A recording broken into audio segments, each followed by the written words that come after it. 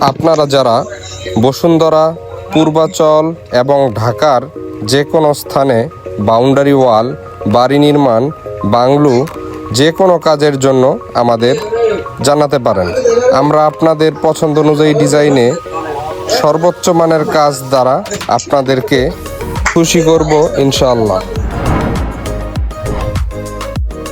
সুদক্ষ মিস্ত্রি ও সুযোগ্য কন্ট্রাক্টরের মাধ্যমেই আপনার বাড়িটি হয়ে উঠতে পারে নিখুঁত এবং দৃষ্টিনন্দন।